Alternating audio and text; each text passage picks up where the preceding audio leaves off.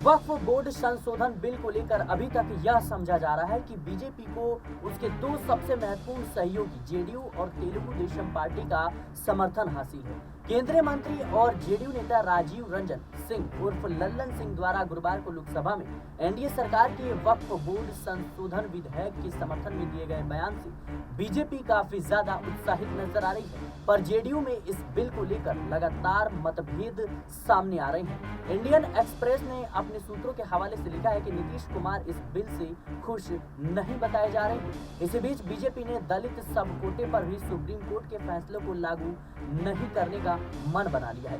देश की राजनीति में दलितों में महादलित का कॉन्सेप्ट सबसे पहले नीतीश कुमार ही लेकर आए। जाहिर है उन्हें इस बात का भी बुरा लगा होगा कि सुप्रीम कोर्ट के फैसले को लागू नहीं किया जा रहा है। शायद यही कारण है कि बिहार के मुख्यमंत्री आजकल सार्वजनिक मंचों पर बहुत कम दिखाई दे रहे हैं, दूरी बना रहे हैं। इसके साथ ही पत्रकारों से भी दूरी बरतते हुए नजर आ रहे हैं। पर आइए देखते हैं कि वो कौन से कारण हो सकते हैं जिसके चलते नीतीश कुमार आजकल कटे कटे से नजर आ रहे हैं। नीतीश कुमार की राजनीति को समझने वाले या उनके पिछले 3 दशकों की राजनीति को जानने वाले ये बता रहे हैं कि वो मुस्लिम वोट्स को कितना ज्यादा महत्व देते हैं। वो बीजेपी के साथ जरूर चले गए हैं, पर उन्होंने मुस्लिम वोटों की कभी उम्मीद नहीं छोड़ी। इसलिए हमेशा वे जो है अल्पसंख्यकों के हर मुद्दे पर उनके साथ खड़े रहने की बात करते हैं और कोशिश रखते हैं। एनडीए से पहली बार उन्होंने नरेंद्र मोदी के चलते दूरी बनाई। सीएए के मुद्दे पर वो हमेशा बीजेपी से अलग स्टैंड लेते रहे। इंडियन एक्सप्रेस की माने तो वक्फ बोर्ड के मुद्दे पर वो बीजेपी से खुश नहीं है। यही कारण है कि शुक्रवार को नीतीश कुमार के करीबी नेता बिहार के जल संसाधन और संसदीय कार्य मंत्री विजय कुमार चौधरी विधेयक को जेपीसी को भेजने का सरकार के निर्णय का स्वागत करते हैं और एक अलग रुख अपनाने की कोशिश करते हैं। इंडियन एक्सप्रेस लिखता है कि जेडीयू में वक्फ बिल पर लल्लन सिंह के बयान ने पार्टी के आम कार्यकर्ताओं में भ्रम की स्थिति पैदा की है। विजय चौधरी कहते हैं, चूंकि अल्पसंख्यक समुदाय के बीच गलतफहमियां और आशंकाएं थी, इसलिए हम विधेयक को संयुक्त समिति को सौंपने के केंद्र के फैसले का स्वागत करते हैं। अल्पसंख्यकों से संबंधित मुद्दे को संवेदनशीलता के साथ निपटना पार्टी का घोषित रुख रहा है। जेडीयू के मुस्लिम नेता जो पहले से ही विधेयक पर अपनी चिंता व्यक्त कर रहे थे, चौधरी के बयान के बाद विधेयक के खिलाफ अपनी असहमति व्यक्त करने के लिए सामने आने लगे। यानी इस बिल को लेकर के पूरी तरीके से जेडीयू में घमासान देखने को मिल रहा है। नीतीश कुमार नाराज बताए जा रहे हैं। जेडीयू नेता और पूर्व एमएलसी गुलाम गौस ने कहा कि वक्फ संशोधन विधेयक को लेकर मुसलमानों के बीच वैध चिंताएं हैं। इसकी वजह केंद्र की मौजूदा सरकार में भरोसे की कमी है। यह अच्छा है कि इसे समीक्षा के लिए संयुक्त समिति को भेजा गया है।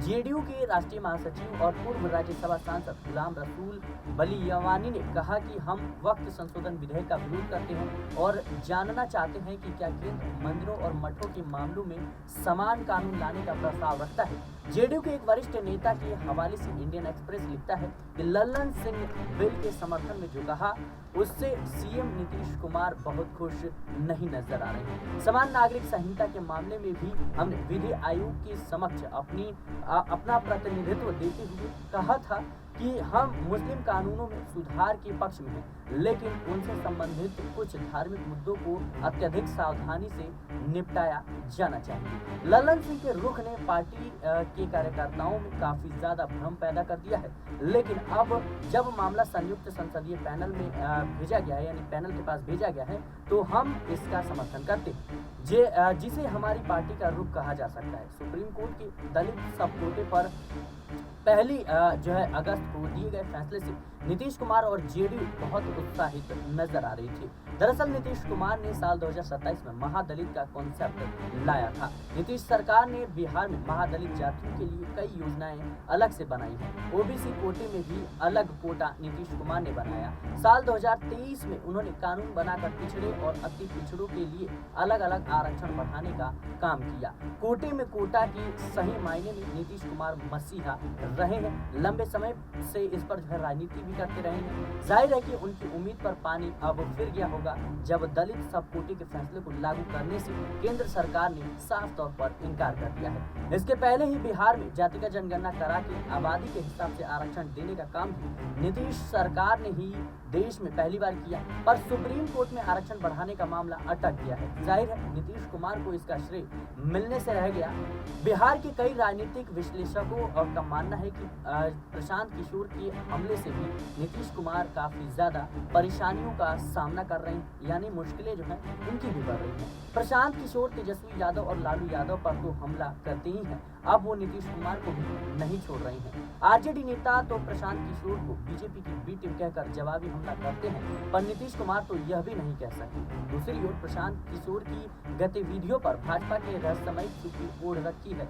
आपको बता दें कि प्रशांत किशोर ने जो है घोषणा कर रखी है कि महिलाओं को 40 टिकट देंगे। जाहिर है कि महिलाओं के बीच सबसे अधिक लोकप्रिय नीतीश कुमार ही हैं। प्रशांत किशोर महिला वोटर्स में सेंध लगातार लगाने का काम कर रहे हैं। आरजेडी के प्रदेश अध्यक्ष जगदानंद सिंह ने पहले ही अपने कार्यकर्ताओं को जनसुराज से दूर रहने की चेतावनी देते हुए लेटर जारी कर दिया था। इसके बावजूद आरजेडी को करीब आधा दर्जन से अधिक अपने नेताओं को पार्टी से निष्कासित करना पड़ा है। जाहिर है कि जेडीयू पर भी प्रशांत किशोर को लेकर प्रेशर लगातार बढ़ रहा है, लेकिन इन दिनों जिस तरीके से नीतीश कुमार का रुख जो है वो साफ तौर पर दर्शाता है कि कहीं न कहीं एनडीए को समर्थन तो नीतीश कुमार ने दे दिया है, लेकिन गठबंधन में खुद को असहज महसूस कर रही हैं। लल्लन सिंह ने भले ही वक्त संशोधन बिल का समर्थन कर दिया है, लेकिन नीतीश कुमार इसको लेकर के ज्यादा खुश नहीं नजर आ रहे हैं, यानी भारतीय जनता पार्टी से नाराज बताए जा रही हैं। ऐसे में लंबे वर्षे से नीतीश कुमार जो है वो कहीं न कहीं खामोश है। कई दिनों से मीडिया से बातचीत नहीं की, सार्वजनिक मंचों पर नहीं दिखे। ऐसे में माना यह जा रहा है कि आखिर नीतीश कुमार के मन में क्या चल रहा है।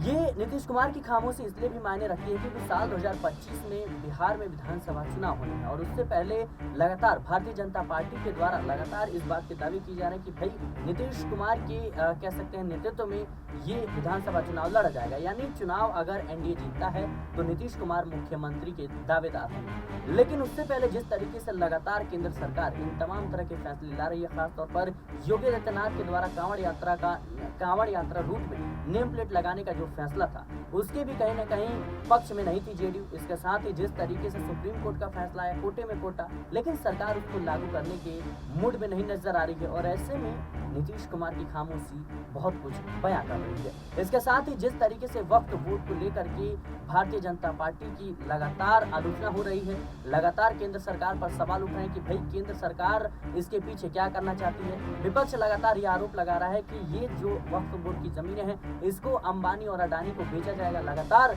केंद्र सरकार सवालों के घेरे में है और जिस तरीके से इसको मुस्लिम विरोधी कानून जो है लगातार दावा किया जा रहा है, तो ऐसे में कहीं न कहीं नीतीश कुमार भी इससे असहज महसूस हो रहे हैं क्योंकि नीतीश कुमार लंबे अरसे से बिहार की राजनीति पर राज करते आए हैं और उसका सबसे बड़ा कारण यही है कि चाहे वो भारतीय जनता पार्टी के साथ हो, चाहे वो आरजेडी के साथ हो, लेकिन मुस्लिम वोट बैंक हमेशा से ही उनके साथ रहा है और ऐसे में नीतीश कुमार एक सेकुलर वाली राजनीति करते हैं और उन्होंने खुले तौर पर जब एनडीए का साथ दिया था, जब आरजेडी से बगावत करके एनडीए में गए थे, उन्होंने खुले तौर पर कहा था कि आप चिंता करने की आप लोग को जरूरत नहीं है, कोई भी दंगा फसाद नहीं होगा। यानी जाहिर सी बात है उन कह सकते हैं घटनाओं पर ध्यान केंद्रित करना चाहते थे नीतीश कुमार जो तमाम राज्यों में इस वक्त मुस्लिमों को लेकर घटित हो रही थी और नीतीश कुमार खुद को एनडीए में भले ही कहीं ना कहीं जगह पाते हैं, लेकिन खुद को असहज महसूस कर रहे हैं और जाहिर सी बात है कि मुस्लिमों के पक्ष में उनको कुछ ना कुछ तो जवाब देना ही होगा।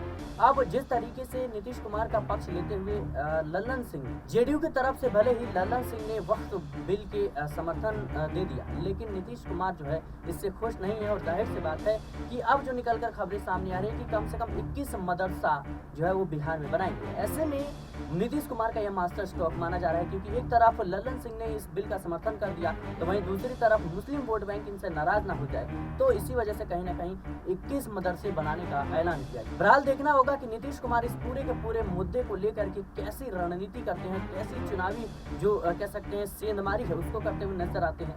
आपकी क्या कुछ राय है इस रिपोर्ट को लेकर हमें कमेंट बॉक्स में जरूर बताएं। देश और दुनिया की तमाम खबरों के लिए बने रहे नेक्स्ट 9 पॉलिटिकल बाइट के साथ।